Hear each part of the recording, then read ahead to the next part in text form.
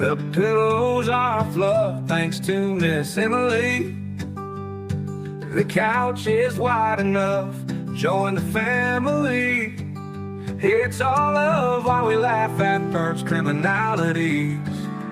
Hey, hey, hey, welcome to the Sofa Squad. Sipping from the cup at hey, hey, hey. Come laugh with the Sofa Squad.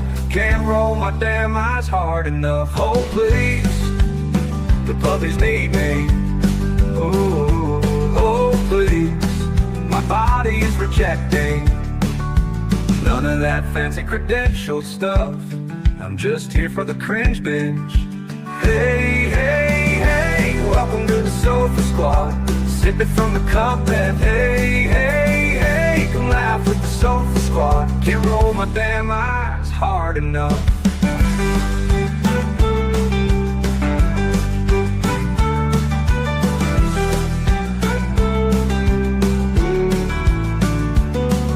Oh please, the puppies need me. Oh please, my body is rejecting none of that fancy credentialed stuff. I'm just here for the cringe binge. Hey, hey, hey, welcome to the Sofa Squad. Sipping from the cup that hey, hey, hey. Come laugh with the Sofa Squad. Can't roll my damn eyes hard enough.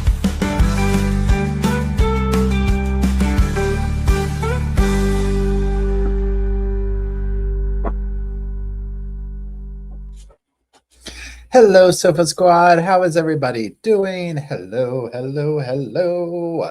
If you could pretty please drop a number 1 in the comment section. Let me know that you can hear me in my sofa-ness. Oh, thank you, Giggle Mama. I appreciate it. Hello, everybody. How's everyone doing tonight? Hello, Sandy. I hope the notification thing started working for you, Sandy. Hey there, everybody. We got a new camera angle going on. Let me know what y'all think about it. I thought I'd try to change it up a little bit. And I was trying to do something with the Hey Dreamer, with the green screen, a little bit of an experiment, if you will. But it didn't work, so I put the green screen down and left the camera up. Anyways, hello, Sheena. How are you doing? I hope everybody's had a wonderful weekend. I'm a little bit chilly, so I got my true crime blanket. Okay, so y'all, today we're gonna be going over 3 things. Well, we've added one just a few minutes ago, and that's the Morgan guys are fleeing from the whatever place she was at. We're gonna talk about that. That just happened. So there's that. And then we're going to talk about the David case, and then we're going to talk about the girl on the cruise ship. So that the David case, the girl on the cruise ship has been a huge one that people have been asking me about. So we're going to explore it together. Obviously, we've covered the David case before, so we're just going to kind of see what's going on with that. So major things have taken place. And then literally just a few minutes ago, well, not a few minutes ago, maybe a couple hours or whatever, we got a notification that what's her name never to cut her ankle monitor off and ran off. I was like, after all that work, oh my gosh, right? So there's that. Now, as far as like homework goes or whatever, not homework, but sofa stuff, whatever you want to call it. I'm trying to think. I don't even think, I don't know if we're going to stream tomorrow. There's really nothing going on. As far as like Brian Walsh trial goes, the jury's been selected. So that's going to kick off with opening statements on Monday. Maybe something in the evening time if things like this happens, whatever. Hey, you two bad actors, how's it going? It's good to see you. So yeah, we'll just kind of play it by ear. Again, the next trial that we're doing, Brian Walsh, December 1st. Now, I'm planning on going live at some point on Thanksgiving Day. So if depending on where you're at or whatever, I know some people aren't here in the States. We celebrate Thanksgiving Day this coming week. So this whole week's kind of like, a vibe, right? Hold on, wait. Deidre says, I've been wondering about this. Deidre says, question, did you notice my comment about the book for the book club? I got mine from Amazon. And it was disappointing. It was just a notebook and not the actual text. Oh, wait, what do you mean? Are you talking about the one from what do you call it? I can't think of the name of the book. From the Housekeeper for Alec Murdoch. Hey, Diva. Hey, Kim. Hey, Kristen. Hey, Disaster, thank you. I haven't gotten mine yet, but now I'm concerned because the housekeeper's been doing like all these interviews, and I'm like, why is it the book? Why is she? And again, I don't know how this works, but I'm like, why is she? Yeah, thank you, Blanca. Why is she doing all these interviews, but you can't buy the book yet? I'm like, am I missing something here? Like, what's going on here? Um, so yeah, that concerns me because I'm dying to read that. I just finished the series. The Hulu series, y'all, was so good. Oh my gosh. Immediately go watch it. Immediately go watch it.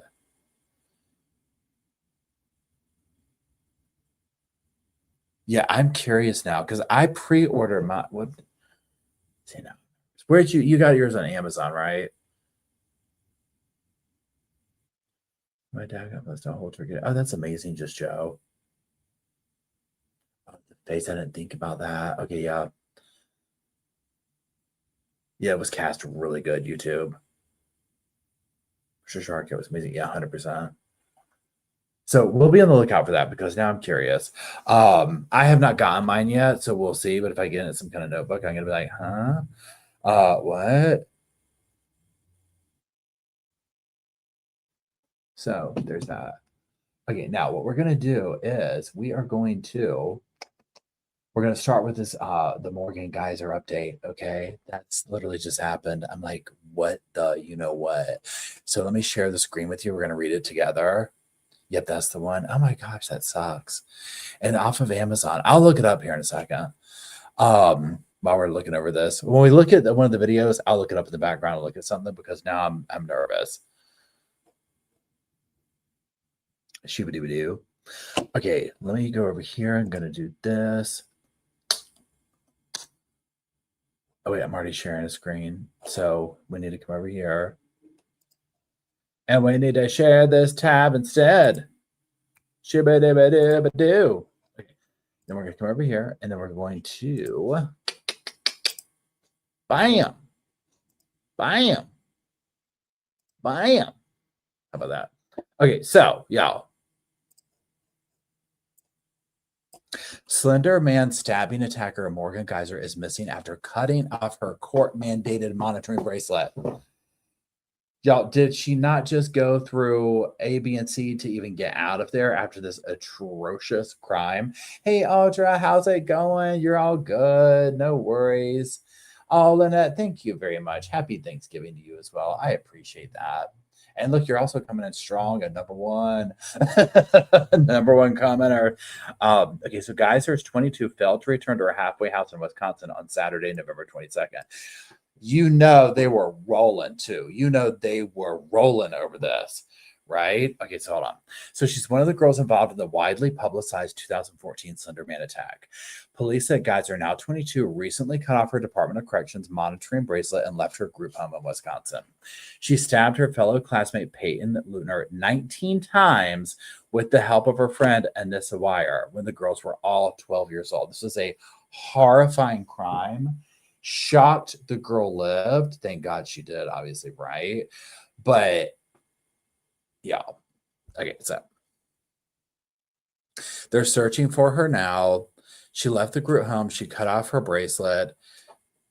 There's that on Saturday. She was last seen Saturday, November 22nd, in the area of Kronowski Drive around 8 p.m. with an adult acquaintance. Police said that her whereabouts are currently unknown and that the MPD was notified of her disappearance on Sunday morning. The MPD shared a recent image of Geyser captured on security video and asked anyone who sees her to call 911. In an emailed statement to People, the MPD said Geyser had yet to be located at the time of writing, but the department will investigate.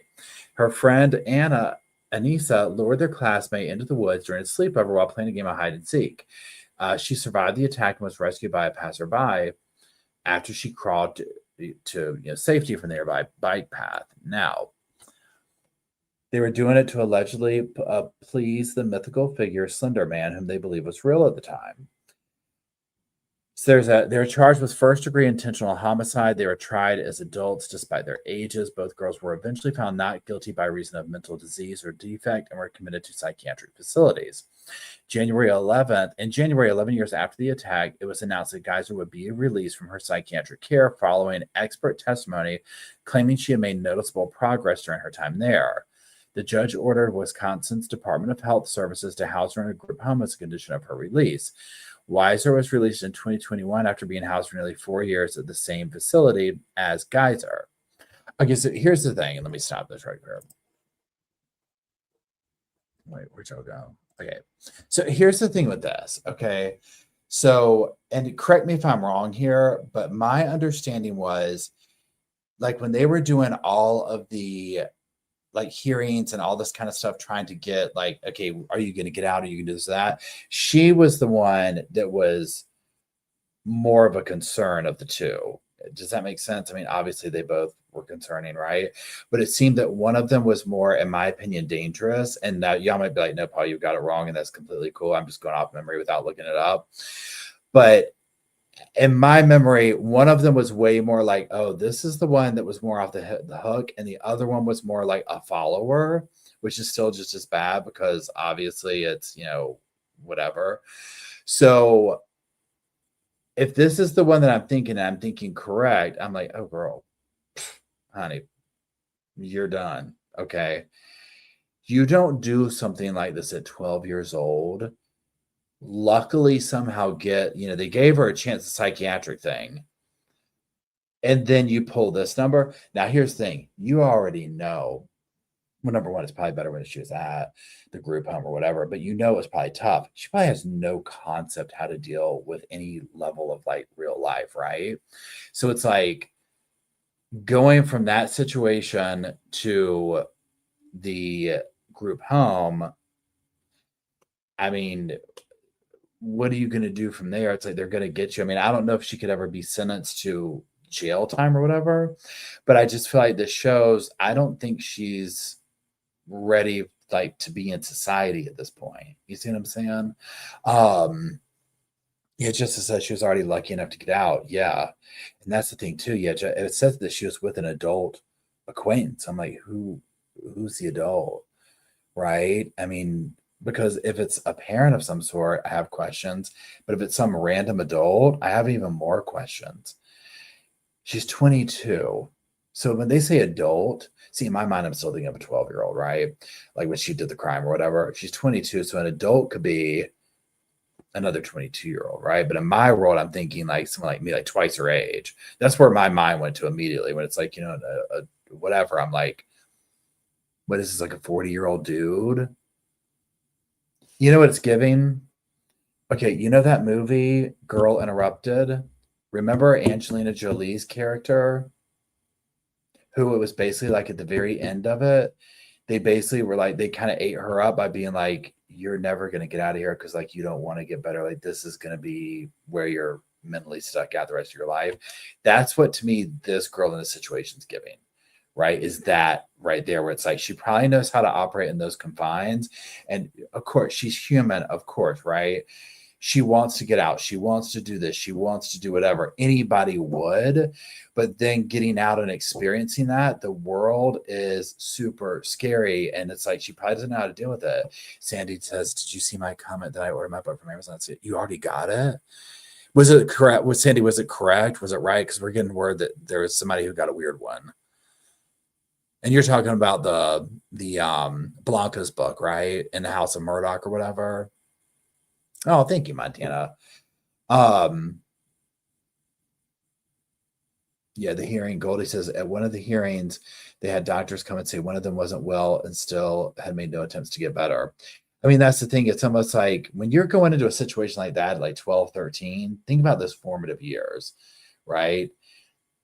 You're kind of operating in those confines. And I would imagine there's probably like, I don't know what you call it, stunted youth or arrested development, where you only know, again, I go back to that movie, Girl Interrupted, you only know to operate in the confines that you've been given by somebody else, right? So like in that kind of, it's the same thing as like prison or jail, like institutionalized maybe is a better word. There's no telling what she's doing, free to roam the streets. So I would consider this like, a dangerous person, an unwell person who might not know like reality or whatever. I don't know. So yeah. Corky says the word you're searching for is Spanish crazy. Amen. Amen. Preach, preach. Hold on, I'm gonna mute y'all while I sip.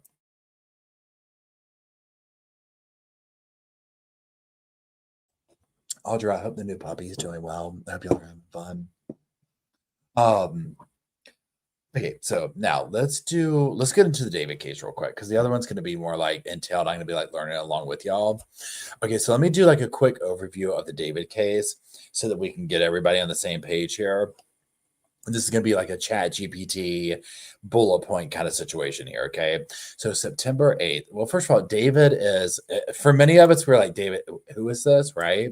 So David is a singer. He's like a hit maker. Some of his songs are Romantic Homicide, Here With Me. Kind of in my world, I had no idea who this dude was, okay, until this case popped off, right? So, but that's the music industry for you. So he's like an internet singer, all that kind of world, right?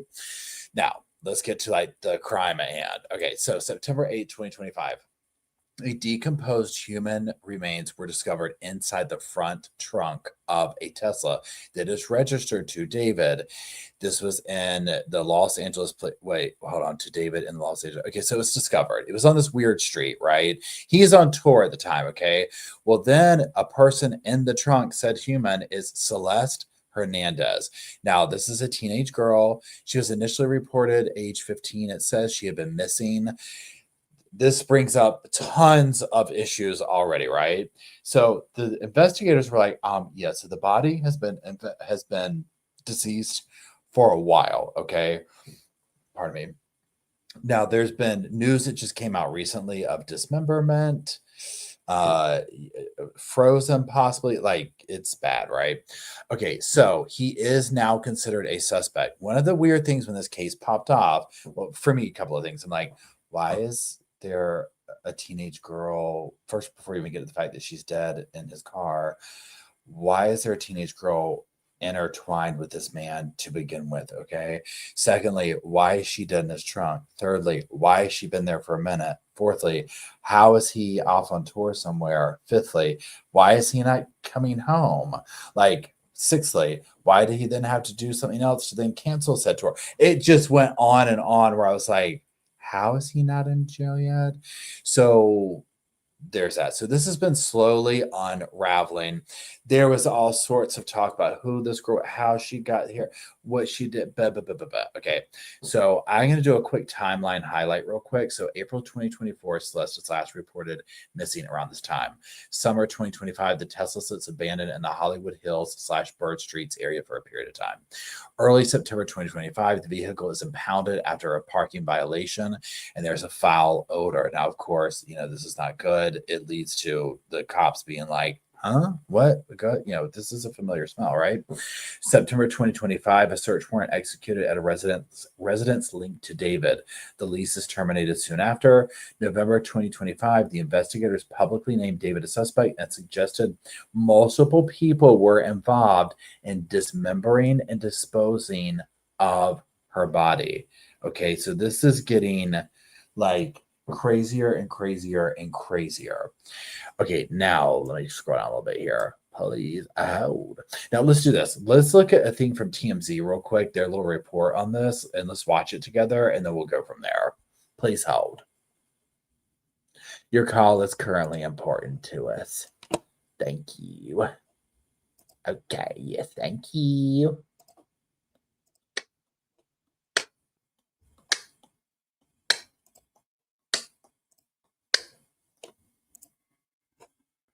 I said shibby dooby dooby dooby. Hey, everybody, we just broke a big story, a huge story, really, on the website in the David investigation, in the investigation into Celeste Rivas's death. Okay. I know everyone has been waiting to hear something about this. It has been 2 months since Celeste's decomposing body was found in David's Tesla. And now we know, if you for 1 second thought that the police had forgotten about this and this case was not going to be solved, we now know that the police have been working diligently on this case. And here's what we have found out from our law enforcement sources. David is viewed as a suspect in this case. That may seem obvious, but remember, they have not publicly said anything like that. They have not even said publicly that he is a person of interest. We've spoken to several well-placed sources in law enforcement, and they say that in the investigation, they are viewing him as a suspect. Another thing is they're viewing this as a homicide. We told you more than a month ago that the key thing here is police were waiting to get the medical examiner report back, and they wanted to find out the manner and cause of death. They wanted that from the medical examiner because the reality is at this point, yes, they know that her body was decomposing, that it was chopped up, but they don't know how she died. And they were waiting for those results. We are told they still do not have toxicology results from the medical examiner's office. However, what investigators do know so far is leading them to treat this as a homicide. They're still waiting for the medical examiner report to back that up, but they are viewing David as a suspect and viewing this as a homicide. So there's something else here that's two more things we got to tell you about. And one of them has to do with the fact that there could be other arrests here. David may not be the only person that they end up arresting in this case. So we'll tell you why in just a moment. Now, here is another very key fact that we have been told, that in the spring of 2025, they have information, police do, about David going to Santa Barbara County, a remote area of Santa Barbara County. That's how it was described to us, that he went to this remote area, spent several hours there, and then returned to LA. Don't know anything more at this point. Don't know. Spring of 2025 is a long way from September, early September, when her body was found in the Tesla. So we don't know yet what exactly that direct connection is. Okay, I just wanted to pause real quick. Yeah, so YouTube Bad Actor says either way you should be arrested. That's been my thing too. I mean, let's just pause at the fact that this girl was like intertwined with him, right? She's underage. Now, apparently this has been going on for a minute. Sounded to me like, didn't they have like matching tattoos? But a lot of people said that those tattoos were real trendy, so that could be a coincidence. I don't know. But like also, there's no telling what this young girl was subjected to. Okay. Like literally, this one is just, I don't know. Like, here we go. There's a direct connection to the case, but they have this information about him going to that remote area, and they are trying to find out more about that. So what I'd said about other arrests. So again, they don't have the manner of death yet. They don't have the cause of death. What we're told, though, is the manner in which the body was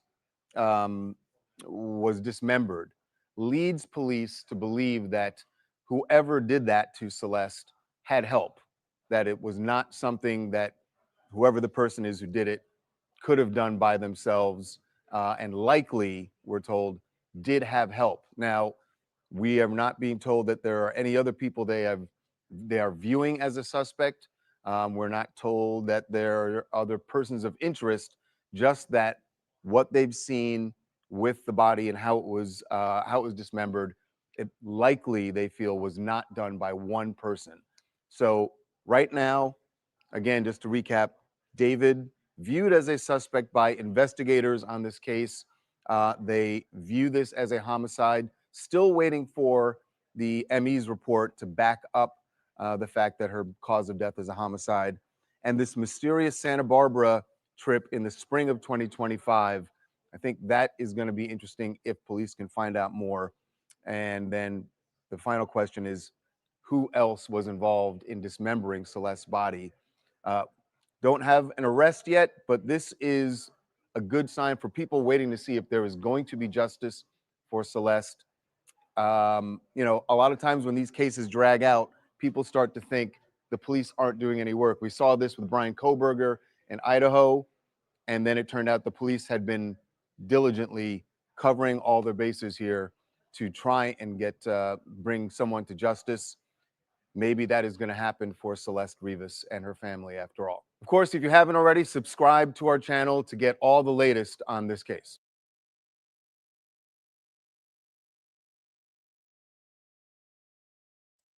Okay, so here's my thing, y'all. Again, I just I don't, this is I just want to see what happens with the whole thing.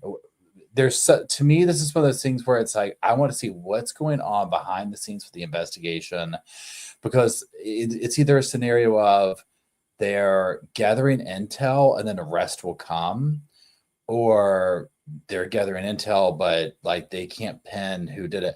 Here's my thing. Of course, David would be a suspect. It was just weird that he wasn't named one first, or sooner or whatever. Simply from the fact of, I mean, she was found in his car, all the tie-ins with him. You know what I'm saying? So that's where I was like, well, but also he was like out of the country, so they probably don't want to scare him. So there, I think this is one of the things where there's like way more than meets the eye with this. Hey Donna, how's it going? Now, complete pause, side note here. Okay, so I just went and looked up Amazon. We're talking back right now about the Murdoch book. Okay, so I just went and looked because I was like, well, everybody's talking about they got theirs, right? So I was like, where's mine? Okay, mine says it's arriving December 12th to the 17th.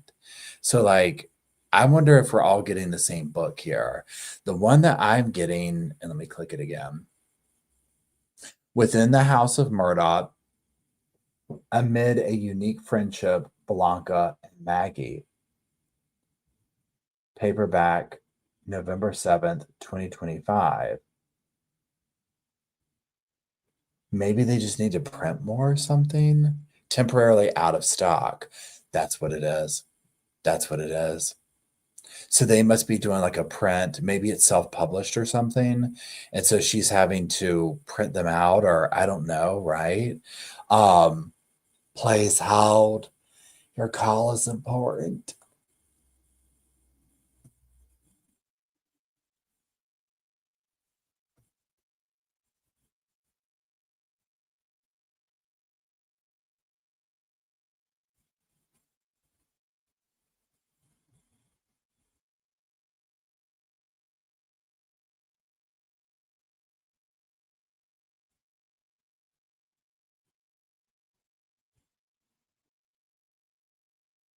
I don't think that's the one. Let me go see. Hold on. Let me do this. Hardcover. Hold on. I want to look at this real quick. Hold on. Hardcover. Oh. You know what? The hardcover's in stock.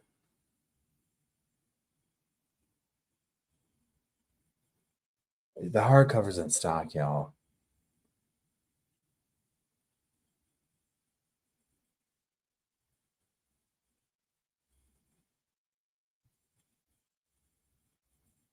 Within the House of Murdoch. And then let me do this real quick. So I'm just looking at this. So hold on. Then, bam. I just want to go over here. I just want to make sure.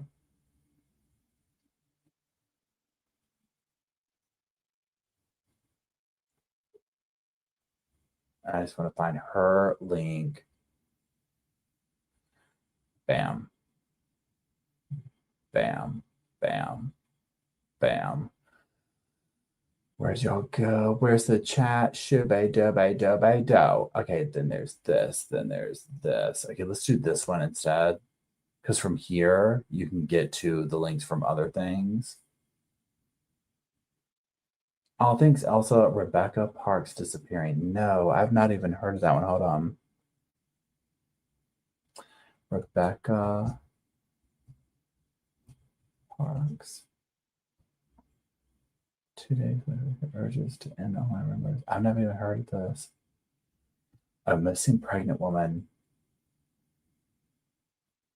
I don't know. Okay, we'll look at this in 1 second. I have not followed this. You're the first I've heard of it from. Hold on 1 second.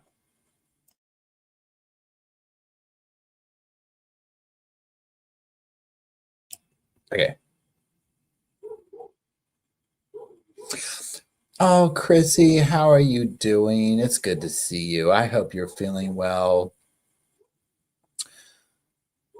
Hold on. $7.99 is what I got today on Amazon. I hope everything's going well, Chrissy. Okay, so let's jump to the cruise ship situation. We'll revisit this here. See, now I feel like I want to order the hardback, but you know what? I don't need to be in a rush for it because we're really gonna wait. We're gonna hold off for a minute to read it or like do the thing or whatever.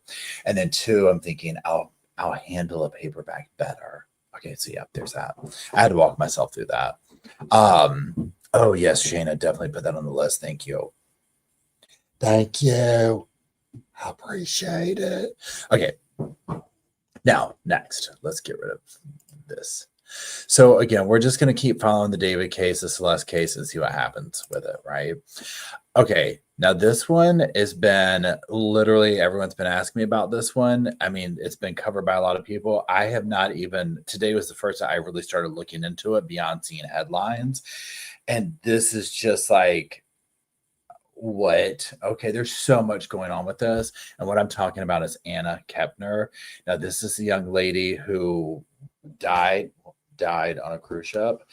And it looks like her stepbrother is now, I mean, I don't want to say yes or no, but it's not looking good. Okay. Now, here we go. Wait, Laura Owens is a good one to follow. Yeah, I've got I don't know what blanket you're talking about, but this is the true crime blankie. And this is what this is the thing I do. I think Shanna sent this one to me. I love it though. It's just perfect. Okay. Oh, Allie, thanks for being a member for 4 months. I appreciate you. Okay, so let's tune into this now. And where did it go? So, Anna. Okay, we're going to go over like the quick chat GPT type bullet point situation here real quick before we look at some video and stuff like that on it. Okay, so Anna was an 18-year-old high school senior from Titusville, Florida. She died while on a vacation cruise aboard the Carnival Horizon. Her body was discovered in her cabin November 8th. Investigators reported that she died of asphyxiation resulting from a bar hold, arm across the neck, and there were bruises on her neck. So obviously this is not good, right? The FBI is involved because the incident occurred in international waters. It's being treated as potential homicide. Court filings related to a custody dispute mention that Anna's 16-year-old stepbrother is a suspect in her death. There's no immediate signs of alcohol, drugs, or SA, according to early reporting. Now, that being said, what I want to do is, first of all, find my little screen here, shibba-da-doop-doop, and we're going to look at this together, and we'll kind of stop along the way or whatever. There's just like a montage of things here that Shayna's put together about the case with news reports and things of this nature.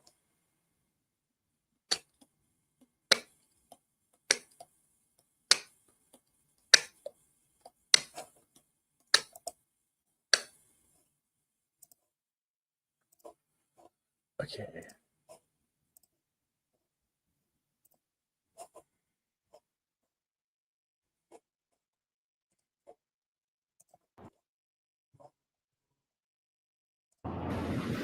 The FBI came on board as passengers left the ship on Saturday morning in Miami. A body was brought out on a stretcher before it was taken out of the port. It's hard to believe that you were right there where something like that happened. We were just a few hundred feet from that room. Lindsay Allison was on board the Horizon, staying a few rooms away from where this all happened. She remembers a medical call coming in on Friday around 11 a.m. After that, security never left. They guarded the room very well. Temple Christian School in Titusville says Anna Anna Kepner, attended their school, and she reportedly is the victim who died on the ship. The school posted photos and a message on Monday to families on Facebook saying, "You were a bright, kind-hearted young woman whose presence brought warmth and energy into the classroom. Your absence will be felt every day, but your impact and the memories you created will continue to live on in our hearts." A memorial on Anna's car, still parked at the school, grew by the hour. She was so sweet, very kind, always there for everybody. Just a terrible thing. No one knows what happened to the teen and how she died. The FBI is leading the investigation, and Carnival says since this is an ongoing matter under the jurisdiction of law enforcement, it is up to the FBI's Miami Public Affairs Office to provide further details. Our focus is on supporting the family of our guest. Guests on the ship are devastated. A vacation turned into a death sentence. You're out in the middle of the ocean. You can't go anywhere. You can't get on land. You can't flee. And I pray that they find justice. And prayers are pouring in for the family. I have a 14-year-old, so I really hate it for them. So my prayers are with the Kepner family. I'm really, really, really sorry. And we will be thinking about you all for a very long time. One of Anna's step-siblings as a suspect in her death. WESH 2 investigative reporter Justin Shecker live outside the Grove Church in Titusville this afternoon. And Justin, you spoke with Anna's birth mother. That's right. And like so many people here in Titusville, Anna Kepner's birth mother desperately wants to know what exactly happened on the cruise ship. Miami-Dade medical examiner still hasn't announced the cause of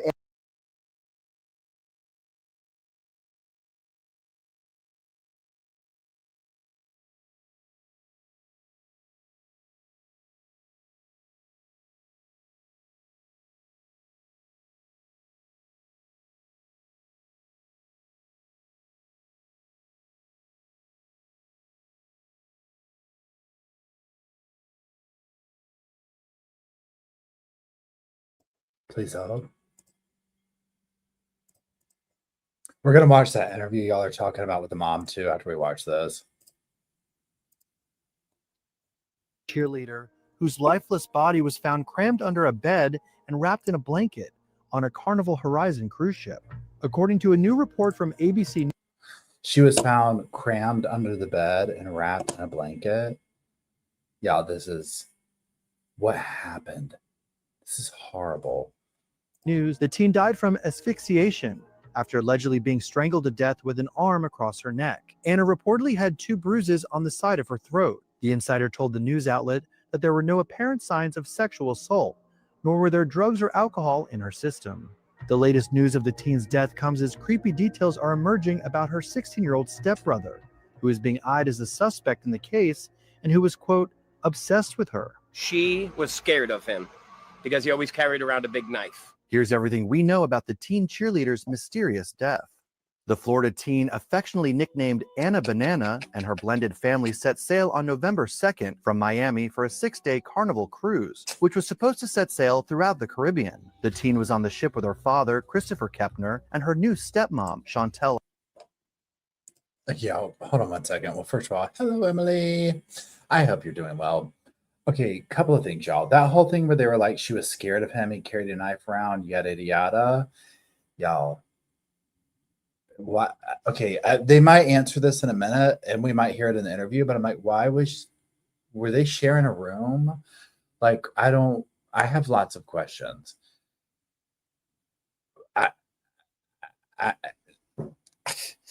I mean, I'm not trying to, I don't know enough about the story. I'm not trying to blame anybody or whatever, or jump to conclusions, but if she's scared of her stepbrother in that way, that's really creepy, right? That is really creepy. Okay, hold on. Where are we? Hudson, whose 2 teenage sons were also in tow on the voyage. Before tragedy struck, Anna had plans to join the U.S. Navy after graduation and eventually become a K-9 police officer. But on the 4th night of the cruise, the fun-loving teen reportedly told family members at dinner that she was not feeling well and decided to go back to her room, according to the Daily Mail. When she didn't show up for breakfast the next morning, a desperate search was made of the massive ship, which can carry nearly 4,000 passengers. The search came to a disturbing end when a maid on the ship made a grisly discovery. Anna was reportedly found dead, wrapped in a blanket, covered in life jackets, and crammed underneath a bed inside the cabin she shared with her 14-year-old and 16-year-old stepbrothers. The shocking death prompted the Carnival cruise ship to abruptly change course for the port of Miami, Florida, where the FBI Miami office jump-started the investigation since the teen's death occurred in international waters, somewhere between Mexico. So she was sharing. It sounds like the kids were all in one room, right? Because they didn't say with the parents. Mexico and Miami. Videos shot by WSVN7 journalist Sheldon Fox and posted on X captured the moment the medical examiner appeared to move Anna's body from the ship. The Miami-Dade County medical examiner lists the teen's time of death as 11:17 a.m. November 7th, but does not mention any official cause or manner of death. A haunting picture of Anna was also dug up, posted on social media just weeks before her death. On TikTok on October 30th, Anna posted a bathroom mirror selfie with the caption, "You deserve to be happy, but if it ain't with me, then never mind." The final post has since been flooded with heartfelt tributes. Information about what happened to Anna was initially scant, but now chilling details surrounding her death have been trickling out. According to the Daily Mail, Anna's 14-year-old stepbrother unknowingly went to sleep just feet away from his dead sister. Sources say during the same night the teen went back to her room after feeling sick, the teen's two stepbrothers also went back to their shared room with Anna later that evening, before her younger brother changed his clothes and left again to take pictures of the Carnival horizon as it continued its Caribbean voyage. Sources say that when the 14-year-old came back, he noticed his stepsister wasn't in bed, but he assumed she had gone out again to be with the adults. The young boy thought nothing of it and went to sleep. However, Anna was last seen on the ship's surveillance footage returning to her room that night and was not seen leaving again. In a bombshell twist, Anna's 16-year-old stepbrother was then revealed to be a suspect in her death. The disturbing information emerged from an unexpected source. According to a court motion filed on November 17th from a messy custody dispute between Anna's stepmother, Chantel, and her ex-husband, Thomas, Chantel requested that a hearing be rescheduled because of a, quote, extremely sensitive and severe circumstance, which could lead to a criminal case against her son. A separate legal brief submitted by Chantel's ex on the same day also painted a clearer picture, naming Anna's 16-year-old stepbrother, who was identified as TH in documents, a suspect in the teen's death. Now, the father of the slain 18-year-old's ex-boyfriend is sounding an alarm about the 16-year-old suspect, telling Inside Edition that the boy had a creepy obsession with Anna and was once caught climbing on top of her while she slept. Stephen Weston cited conversations with his son to Inside Edition, claiming that the stepbrother wanted to date her and relentlessly pursued her despite their newly blended family. She was scared of him because he always carried around a big knife, the alarmed father claimed to the outlet. Weston said his son tried to warn Anna's parents but told him they didn't want to believe me. No charges have been filed in the case. The FBI has been leading the investigation since Anna died on international waters and has remained tight-lipped on details.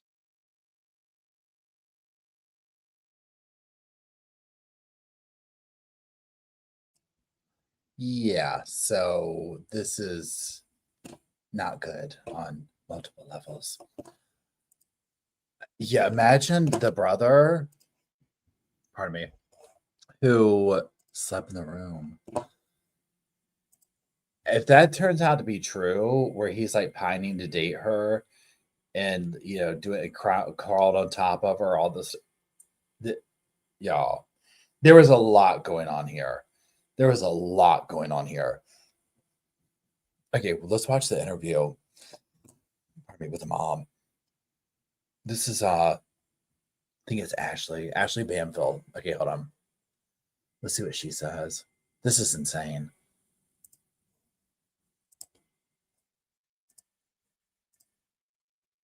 Let's see. Ashley Bamfield. Okay. Tried to contact me at all whatsoever to let me know that my daughter died. I found out because I live in Oklahoma, and my youngest son goes to school with a good friend of mine's nephew, and he told her nephew that his sister was murdered on a cruise ship. So I got a text message saying, "Hey, is Anna on a cruise? And you need to find out right away and call me." And I was like, Do what? So I called Anna's cell phone. She didn't answer. So then I got a hold of her on TikTok. Well, tried to get a hold of her on TikTok. She still didn't answer. So I started questioning why is she asking me about that. So I got on my ex-husband's Facebook where there was nothing on there. So I got on to Cabby, his second wife's Facebook, as the woman that raised my daughter. And there I seen a picture of her car with flowers on it. And Cabby saying they were going to leave it at the high school for a short time as a memorial for Anna. And so that's when I Googled 18-year-old dies on cruise ship is what I put in the search bar. And that's when my daughter's face popped up all over Google. I cannot even imagine. Yeah, I just, honest to God, I cannot even imagine finding out about your daughter's death by Googling and not getting a call. And to make matters worse, there was a celebration of life. I'm not sure if it was a full-fledged funeral, but there was some kind of memorial held yesterday. And I'm told that you were banned, that your ex-husband banned you from going. Can you walk me through what happened and what the circumstances were? He told me that when I told him I was coming down there, he said that that he knew for a fact that Anna would not want me there. And I said, that's a lie. I was like, but whatever. And he goes, if you step foot in Florida, I will have you arrested immediately for back child support. And so you went anyway, right? Yeah. In disguise? Of course. Yeah. I wore a wig and I wore some really tall high heels, so that way, you know, if he was looking for somebody short, he wouldn't see me. And were you able to attend the funeral? Did anyone see you or spot you? Like, tell me what happened next when you got there. Nobody spotted me. I kind of stayed in the back, close to the door, so if I needed to make a quick getaway, I could. It was really nice. They had a lot of pictures of my daughter. I didn't see her dad, but then again, I wasn't trying to either. I stayed for a little bit, but I didn't stay for the whole thing. My anxiety got too high, and I had to go. And what? Tell me a little bit about the funeral. What was said about Anna at the funeral? They just talked about how she was a great kid and she did really well in school. She wanted to join the military. She had a boating license before she was able to get her driver's license.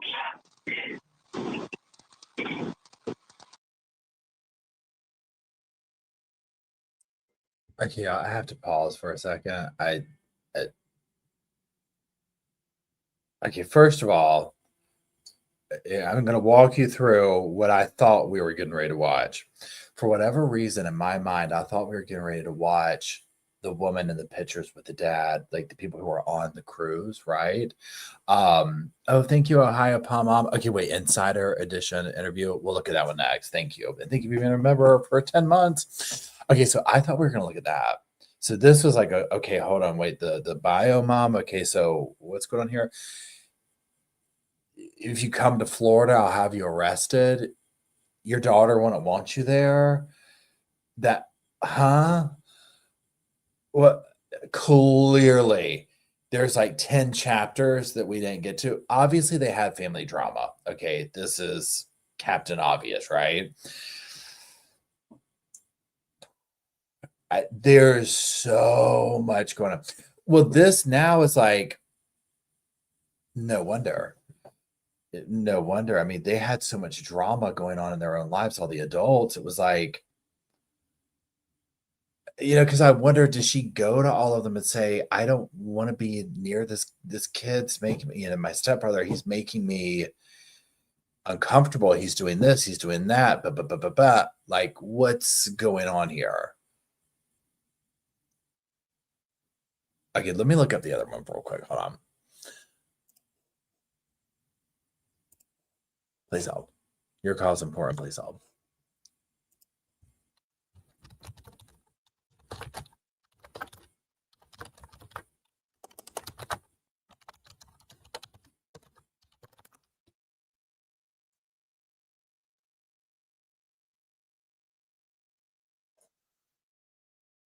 There's some good one. Okay, hold on, y'all. We're gonna look at a couple from Inside Edition. Okay, let me find y'all. We're gonna look at this one from the mother, and then we're gonna look at the ex-boyfriend talking to Inside Edition. So hold on.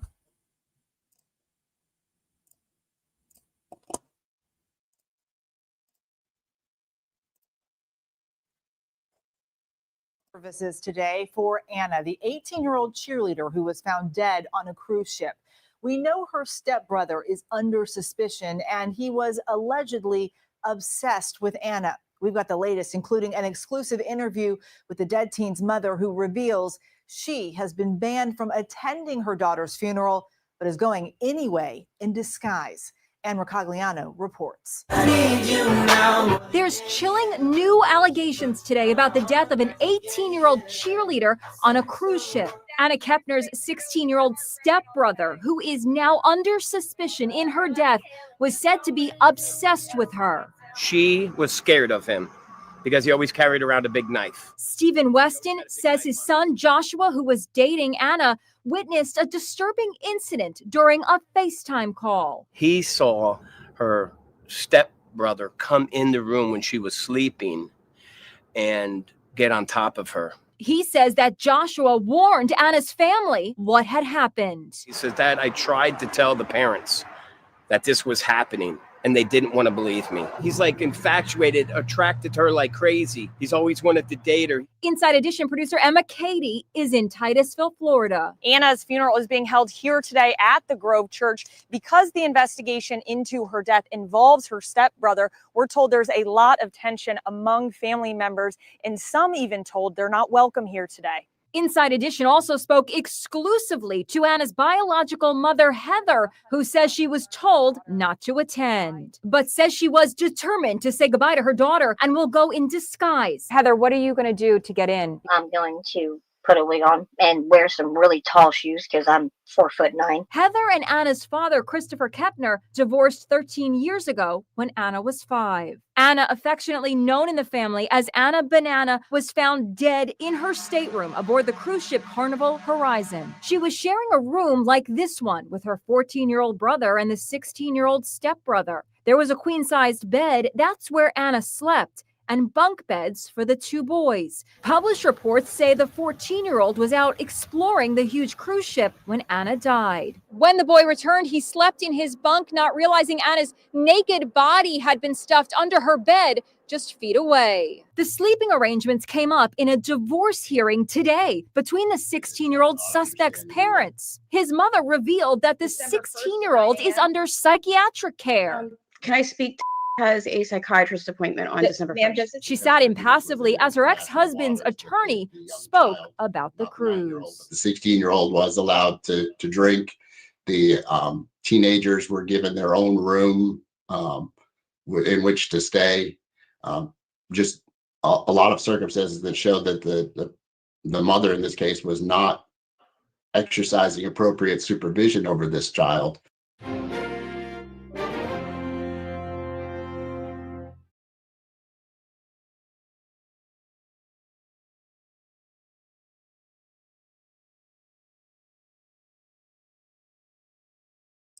Okay, so they're allowed to drink. They could just kind of do whatever. It sounds like. Yikes. Wow. Okay. Let's listen to an interview with the ex-boyfriend they were just talking about. Please hold.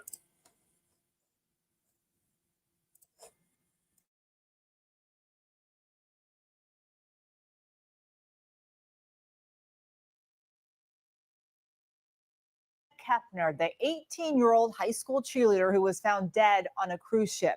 It's being reported she died of asphyxiation after an arm was held against her neck. This all comes as we speak with Anna's ex-boyfriend, who says loud screams and chairs being thrown were heard inside Anna's cabin before her naked body was found shoved under a bed. Ann Mercogliano has the latest. Was 18-year-old cheerleader Anna Kepner strangled to death aboard the cruise ship? ABC News reports that Anna died from asphyxiation. She was strangled with a bar hold using an arm across her neck. She was not sexually assaulted, and there were no signs of drugs or alcohol. He would bring you home. Hours before she was found dead on the cruise ship, the sound of a violent confrontation reportedly could be heard inside her stateroom. We're told Anna's 14-year-old brother Connor says he tried to get into the stateroom that he, Anna, and their 16-year-old stepbrother were sharing, but that it was locked. Anna and the stepbrother were still inside, and Connor reportedly says he could hear disturbing sounds through the door. Anna's ex-boyfriend says he spoke to the cheerleader's brother about what happened that night. You heard him yelling at her, like in a harmful way, of like, shut the hell up and stuff like that. And that's when Connor knew something was going on. And there was screaming going on. Yes, ma'am. Like something was like banging around and stuff, and like the chairs were getting thrown around in the room. Anna's ex, Joshua, too, spoke with Inside Edition following her funeral at a church outside Orlando. He says that Anna was so afraid of her stepbrother that she frequently slept over at her friends' homes. She just didn't feel safe around him. Joshua says the 16-year-old stepbrother, who is now under suspicion in Anna's death, was sexually harassing her. He says he once saw him trying to climb into bed with her. She's scared to tell anybody because she was scared that he would do something to her. The FBI is investigating Anna's death because it happened in international waters. There was a tense atmosphere at Anna's funeral last night. Anna's biological mother told Inside Edition she was banned from attending but snuck in wearing a wig. Mourners were told to dress in bright colors to reflect Anna's bubbly personality. It's been pretty hard. She was my first love. She was the greatest thing ever.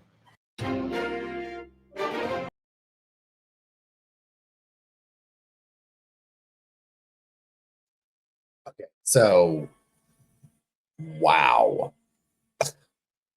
So it sounds to me like, I mean, you can kind of just add 2 and 2 up here, right? So now we're learning this. The 3 kids were in the one room together. She already had a situation. She doesn't even like staying in her own house because she was so nervous around this stepbrother. He carries a knife around. He's been trying to get with her. So then the other stepbrother's talking about, yeah, I couldn't get in the locked door. They were in there. I hear struggle and like noises going on. And then she's found strangled, naked, covered up with life jackets and a blanket or whatever, or towels underneath the bed. Dad won't let the bio mom come. She has to wear a wig and some high heel boots to sneak into the funeral. There's a lot going on here. Yeah, like this was like a train wreck headed in one direction that was always going to blow up, right? Now, as a couple of things. So some people, saw a couple of people ask about basically like him, how did he see that or whatever. Especially if you have kids or whatever, one thing that seems prevalent with younger people is they stay on that FaceTime. And it's normal to sit here and fall asleep on the phone with each other and yada, yada, yada. So when they said that part, and he saw the brother come in and do that, I was just assuming that that's what happened, where they were on FaceTime and she fell asleep and he was still on FaceTime watching her. And that just seems to kind of be what kids do a lot of these days. You know what I'm saying? And so that's what I figured. Can you imagine seeing that? Being like, what's going on? Your brother or stepbrother, whatever, is coming in there and crawling up on you like that. Oh my God. And then the parents didn't want to hear it. There's a lot going on here. Bless her heart. She didn't. It just sounded like she had a lot of aspirations, like she was headed to do some, amazing things. And it just makes you wonder, like, what was she going through leading up to this? If there was like nowhere for her to turn, if her parents didn't want to hear about it, you know what I'm saying? Like, what did she experience with this dude leading up to this night? I mean, can you imagine? Hold on one second. I can mute y'all while I sip.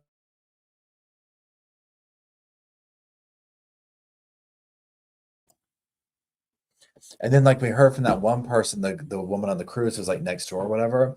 Yeah, can you imagine like the cruise kind of coming to a halt or an end or whatever, and they're, you know, the person next to you is dead, and then you find out they were murdered.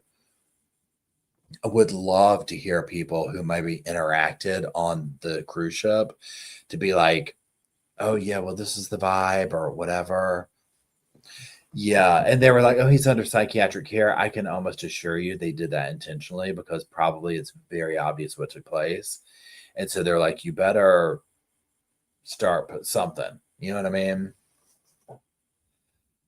He probably, I mean, from the sounds of it, again, the sofa speculation, I do not know. I know just as much as what we've watched here. To me, what I'm imagining is they had a moment where they were alone in there. He probably was coming on to her. Maybe he was drinking. You know, it sounds like they had access to alcohol of some sort. She was like, no. And he killed her. And then you just got to wonder. Well, she said she didn't feel good. So she went back to the room. Okay. Because I'm like, how did they not discover this till the next morning? But if she left dinner, that might have been normal. But then I'm like, why don't you go in to say goodnight? I don't know. It's been so long since I've never been on a cruise with family, but I mean, I guess I'm like, didn't they want to come like say goodnight at the end? I don't know.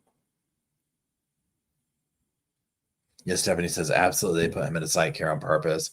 Kylie says sometimes girls get blamed if someone unacceptable is attracted to them. Yeah. RGB says she didn't want to stay in the same home. Why is she staying in the same? And so that's it. That part's interesting to me too. Now, one person was talking about parents trying to save money on the rooms, whatever. I want to, this is the like one thing that I want to hear from this is that concept right there. But like, if she's telling the parents, I don't feel comfortable on him, and if they're like, you're going to stay in the room, and it's almost like, well, why couldn't the dad have slept in there? Well, no, it's the mom of the boys. So then I guess too, like, why couldn't it have been like, maybe the parents wanted to have, I'm answering my questions as we go. I'm like, maybe the parents wanted to just have private time, but then couldn't they have been like, well, the dad's going to stay with the daughter and the mom with the boys? Isn't that the situation? The boys were the woman's, or no, the dad had the boy, her bio brother and her, and then the stepbrother and the mom and the new lady.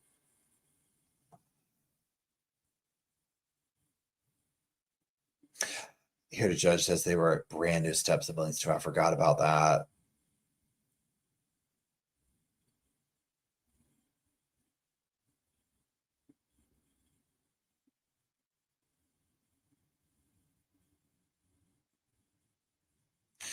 Wait, Corey says, I can't believe all the people victim blaming her for wearing provocative clothing on Vinny's podcast the other day. Who are you talking about? Are you talking about the mom, the bio mom?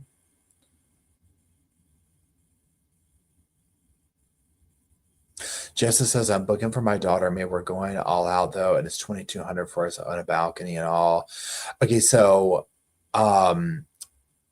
is the balcony like a fancy room? Like I've literally never gone on a cruise.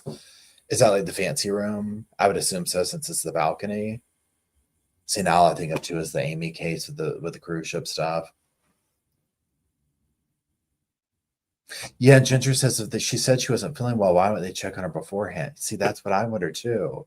No, they were blaming Anna. Okay. Oh, you mean like for wearing provocative clothes? Oh, I see what you're saying. Okay, I got it now. I understand. I was thinking going on the podcast. Never mind. I got it.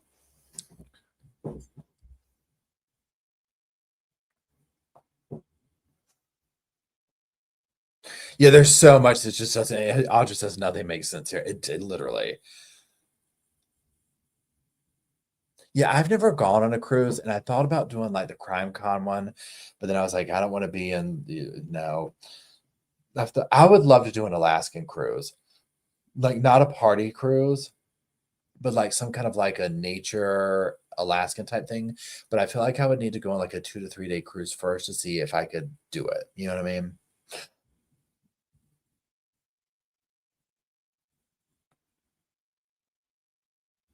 Yeah, if this goes to trial, Kristen says this trial will be wild. Yeah, if this goes to trial, my God. I mean, seriously.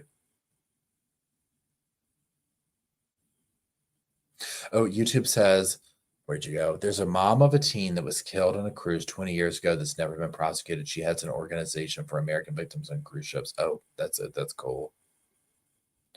Mac did an Alaskan cruise. It was incredible. I've heard people say that Alaskan cruises are amazing, right? Alaska's like a bucket trip for me.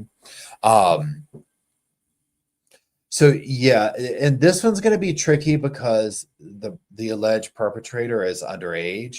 So there's going to be a lot under wraps with this, and it's international waters. So the information that will come out will be, you know, wait, hold on. I don't need this little thing here. Okay, so Nikki says, Alaskan here, if you don't feel confident driving Alaska to a cruise, but the best way to see Alaska is on the road. See, I would love to do that. Like, imagine taking a cruise around there, but then like taking a few days just to drive around, check it out. I think it'd be so cool. It looks so beautiful there. Yeah, Corey says, I'm glad you didn't toss her overboard. Kind of surprised you didn't, right?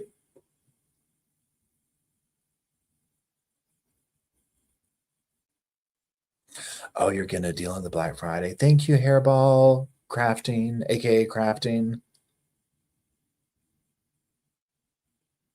No, it's gone on Carnival 4 times. See, I just don't know about it. I feel like I would get bored. I feel like the things that they have on like and when I say standard, I'm not saying that negative way, but like what you think of when you think of a party cruise, whatever. So to me, I'm kind of like, I mean, I only want to eat so much food, like I'm not going to lay by the pool. I'm not going to want to be hanging out. Like, you know what I mean? I'm just like, well, I think I would get tired of it really quick. But the Alaskan cruise, I feel like would be, I don't know. I know some people who went on, is it the Princess Cruise? Is that the one that kind of like it's small? It's more small and intimate. Something like that. I don't know. I don't know if I get that. It sounded expensive too, right? Hold on, Alaska, young black economist went to Alaska, just went hiking. Wait, let me crawl back up. Hiking says to do better. Not stuck in a show cruises over. See, and that's my thing too. So it's like going and like checking out Alaska on foot does sound like a really cool thing to do. Could I put that together? I don't know. Yeah, CrimeCon has a cruise. Let's see where it is this year. CrimeCon cruise 2026. It's a little too late for that one. Shabba-da-dub-dub. I said, hey now. Okay, November 18th to the 22nd, 2026. So I guess it's going on right now, 2025. Fort Lauderdale, Cozumel, Celebrity Beyond. It's expensive. Hold on, let's see. Well, let's see. Since we have a bunch of people who've done cruise ships here, let's just see here.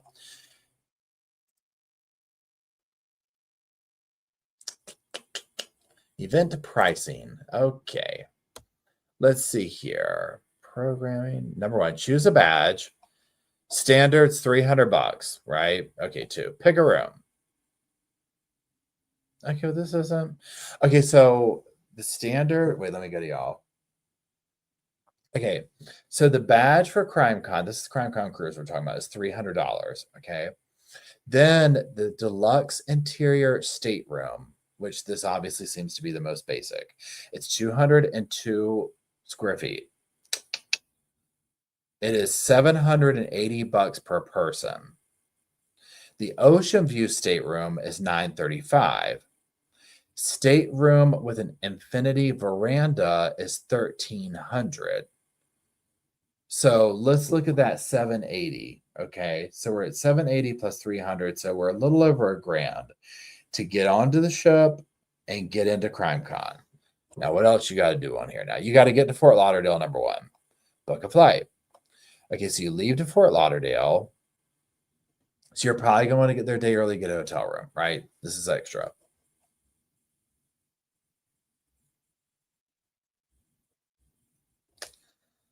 Okay, when you get to Fort Lauderdale, boom, boom, boom, boom, boom, boom. Okay, so we did all that, but then like, what's the itinerary? So here we go, sailing itinerary. Cozumel. Shibidibidoo. Okay, so Fort Lauderdale, Wednesday the 18th. Day at sea, Thursday the 19th. Cozumel the 20th. Day at sea the 21st. Fort Lauderdale the 22nd. So 1, 2, 3 full days at sea. I mean, it is what it is. And then 2 hotel rooms. Let's say that's probably $300. So we're at 1,300. Plane tickets. Let's say you get your little points. 1,500. You're talking probably and then I'm assuming you got to pay for food and drinks and stuff like that, right? Speakers are going to be Nate Eaton and Chris Hansen.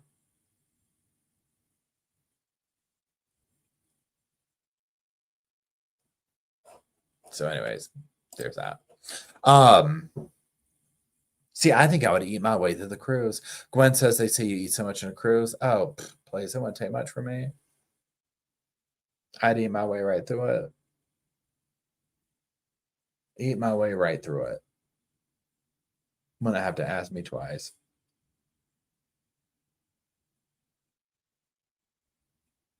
Does his princess also has lodges in Alaska? Yeah. So that would be cool.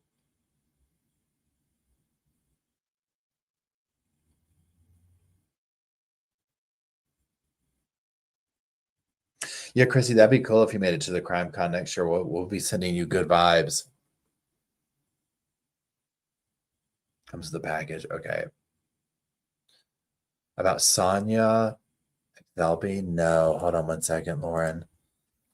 Sonia Selby. What came right up?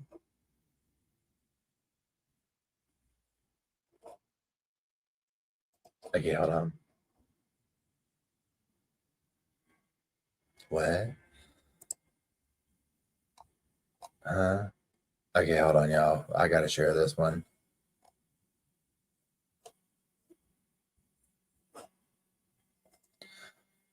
Where'd y'all go? This is wild. This is crazy, actually. Okay. I guess this is Sonia. She was found buried in a shallow grave in the Florida woods October 17th. The video obtained by police from Hall's phone was recorded 2 days before Selby was reported missing after not arriving for her scheduled flight home to England. Hall allegedly revealed to police that Selby was supposed to bring $4,000 with her to help him pay back the IRS. Yeah, God knows. Oh my God, it frightened me to death. He was only able to get $1,200 out of Selby until her car was declined during the transaction process. Selby, looking subdued and rarely looking up, sits on furniture inside the Airbnb she rented, telling Hall she wants to be killed. Oh my gosh, scare me. Because I'm an awful person, she tells the 53-year-old behind the camera, I've crushed everyone who ever loved me. Selby becomes visibly emotional in the video before she is asked how she wants to die. The frazzled woman hesitates before saying she wants to be stabbed. Police said, this is how you want to die, right? You wanted to be beaten and made to suffer because you're such a piece of ish, Hall says, according to the document. Throughout the 4-minute and 16-second video, Hall continually asked if this was what she consented to, and Selby agrees. Like that was going to matter, right? Like that was going to matter. Okay. That's the part that gets me. Well, she said she wanted it. Okay. I need to be beaten and suffer because I'm a piece of ish, Selby says to Hall's agreement. Good, good. Police described the woman as subdued, hesitant, never looking up toward the camera, and Hall, while visibly emotional with tears in her eyes. On the same day the video was recorded, Selby messaged someone in Discord saying she was having second thoughts about dying. He made it clear there was no way out unless I shoot him. I was questioning it last night. I can't kill anyone, she wrote. Hall told investigators he met Selby on a fetish website where he started mentoring her to make her life better and that he didn't want her to kill herself, according to the affidavit. What? Selby allegedly told the unidentified person that Hall had given her a rundown on how to use a gun. I thought he'd do it quick and not give my mind time to stew and realize this is the last thing I'll ever say to anyone if I don't take his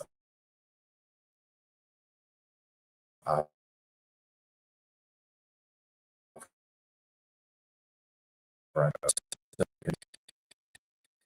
Like me enough. Court.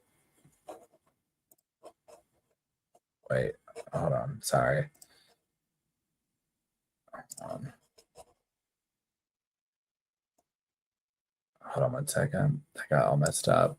Okay, I'm just gonna read from here.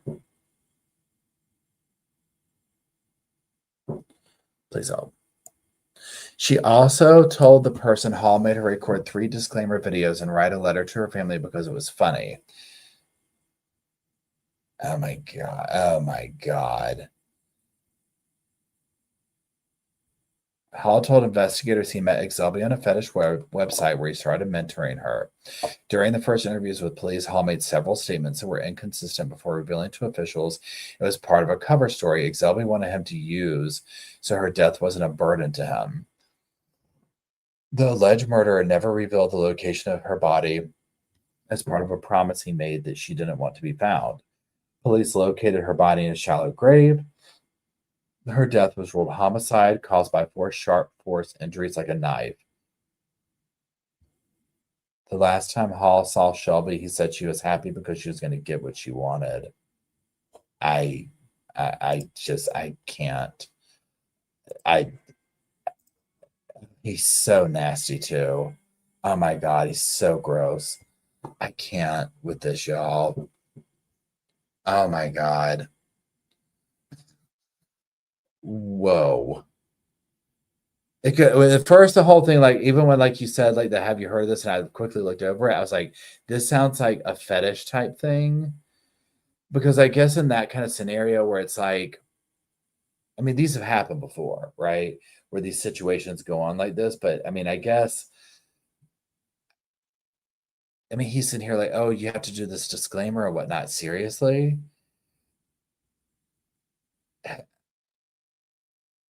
I mean, why would you even be okay with killing someone like that? Oh, it's what she wanted. What are you talking about?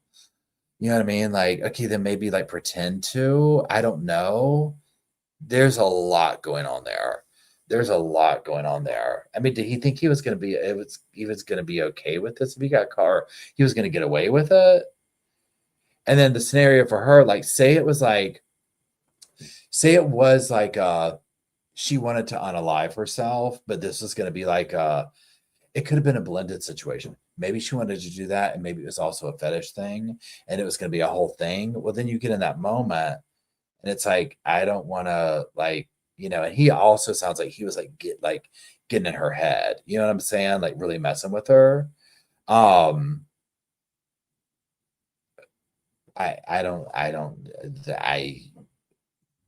brain can't comprehend that. There was another one that there was a gay dude who did this. There was a situation like this where he went and had the dude kill him. I can't remember the details of the case. This is a minute ago, but this reminds me so much of that.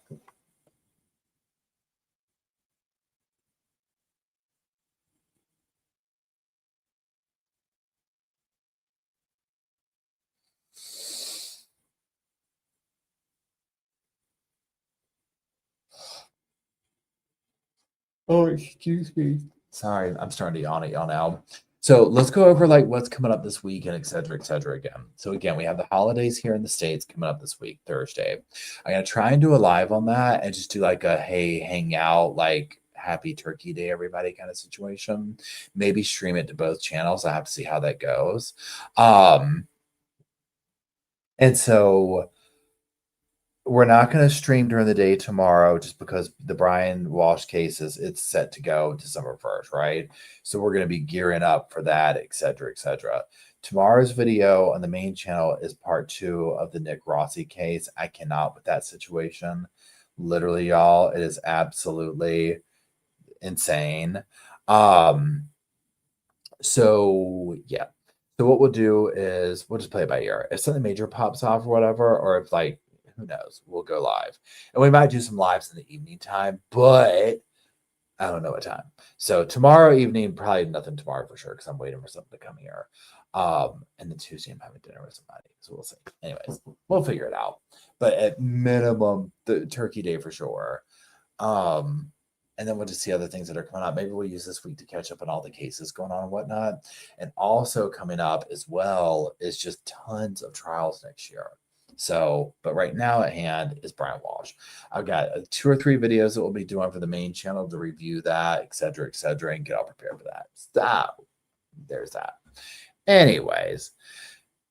Oh, wait, hold on. I just saw somebody talking about Rebecca. I got her over here. Hold on. Please hold. This is one more. Let's do this one real quick before we go, because this is another one that I'm like, what?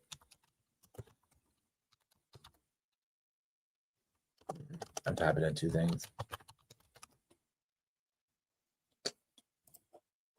Okay, now this one, missing pregnant woman. This one sounds so familiar to another case. Missing pregnant woman got into a stranger's car 2 weeks before her due date. Her fiance said no one has seen her since. Okay, Rebecca K. Park, Michigan woman, 2 weeks away from giving birth, disappears. She's 38 weeks pregnant, last seen in the Cadillac and Boone Township area. Richard Fowler, her fiance, said he hasn't seen her since she entered a black sedan at her mom's house. So it says a pregnant woman disappeared in Michigan weeks before her due date, and her fiance is hoping to find answers. Rebecca K. Park was last seen in the Cadillac Boone Township area, according to a bullet shared by the Wexford County Sheriff's Office on November 4th. Now, I'm sorry, on Tuesday, November 4th, deputies said Park 22 was last seen around 11:30 p.m. Authorities said she's 38 weeks pregnant, meaning she's just 2 weeks away from reaching full term. Her fiance told the news that his partner of more than 2 years was last seen entering the passenger seat of a dark-colored vehicle at her mom's house. Fowler said his fiance told her mom, "Hold on, I got somebody to pick me up. This is just something I've got to do. I'm sorry."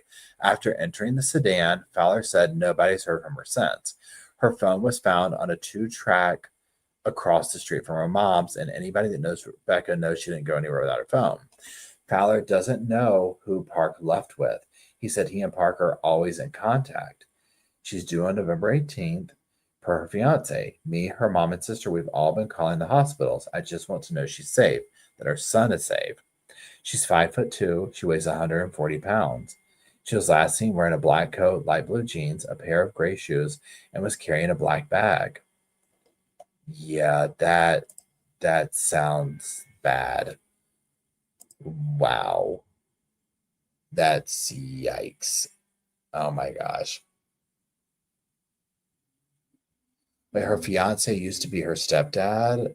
Wait, what? Huh? Okay, well, hold on. Let me Google that now. Lord have mercy. Y'all, I can't with all this now.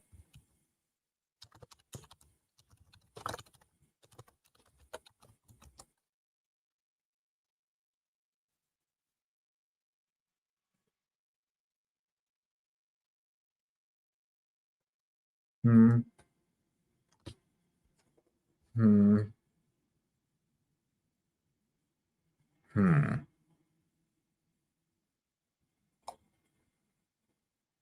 Okay.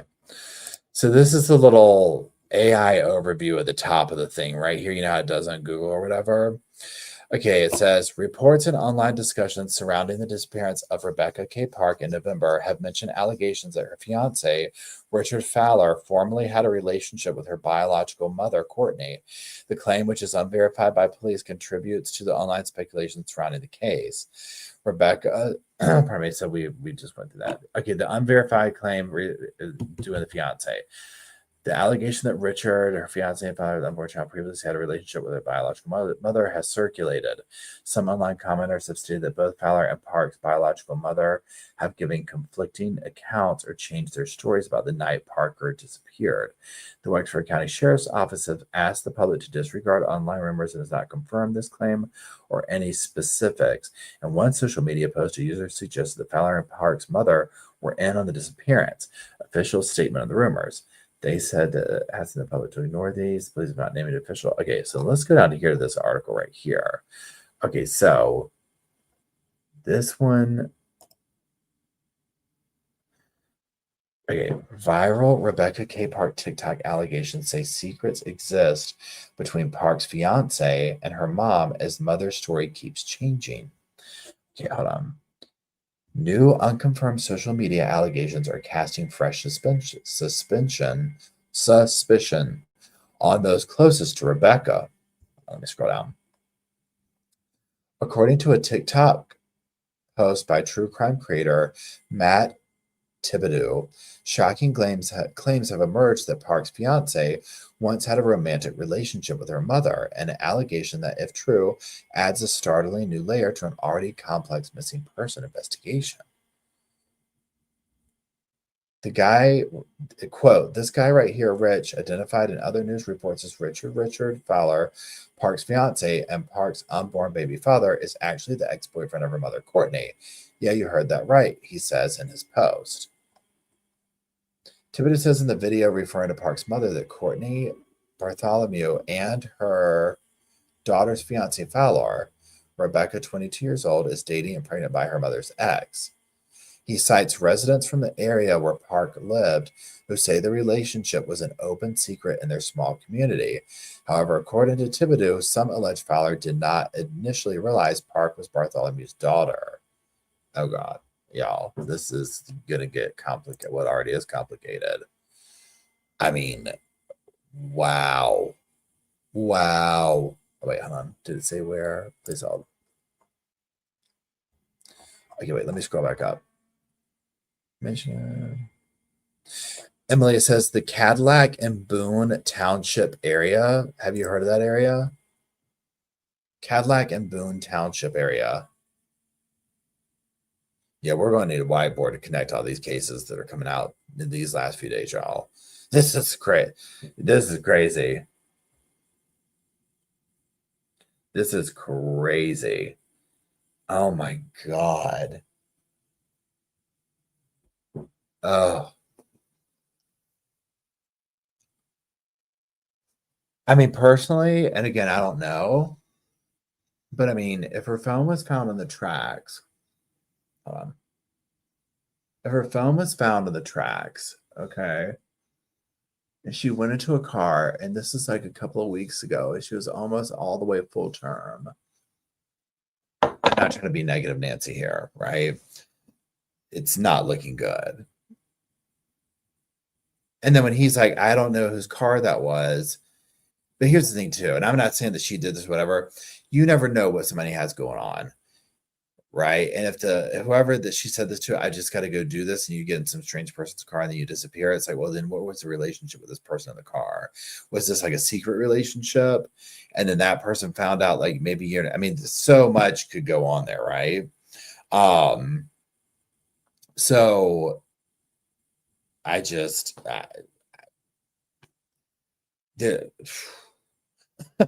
between that and the cruise ship thing, my brain can't anymore with that. Yeah. So on that note, we will go ahead and finish up. So we're not going to go over the stuff we talked about before because we already went over all the homework for the week. So we will figure out what's going on with live chats, and I'll let y'all know tomorrow. I don't know when, as far as Thursday goes, I'm going to do that because I got to kind of see plans as it gets closer. So what we'll do is we'll wait and get closer, and then we'll plan like a little just very casual hangout just to be able to talk and catch up and do all that kind of stuff. And if there's, things and whatnot that come out, then sure, we'll do that. So anyway, thank you, mods, for being here and keeping the sofa cushions fluffed and going. I greatly appreciate it. Thank you very much. And thank you, squad, for being here and hanging out and doing all the things. I appreciate y'all getting us through these cases together and all the things. So y'all have a lovely evening. I will see you in the main channel tomorrow morning, and then we'll figure out what live stuff's going to go on and whatever pops off. We might do last minute stuff and all those things. So that is it. I love y'all. I will see y'all soon, and we will end with Slow Morrison's. Wait, let me change it. Ode to the Sofa. There it goes. Good night, everybody.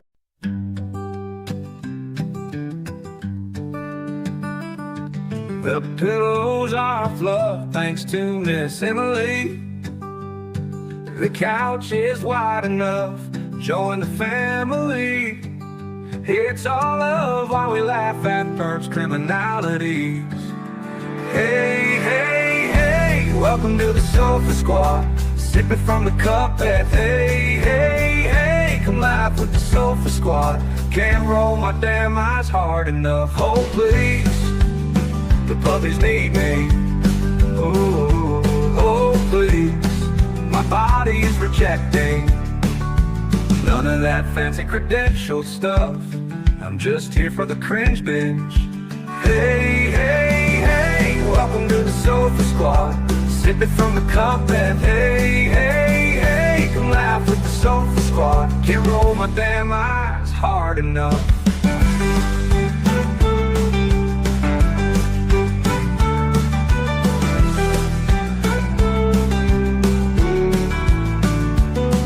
Oh please, the puppies need me. Oh please, my body is rejecting none of that fancy credentialed stuff.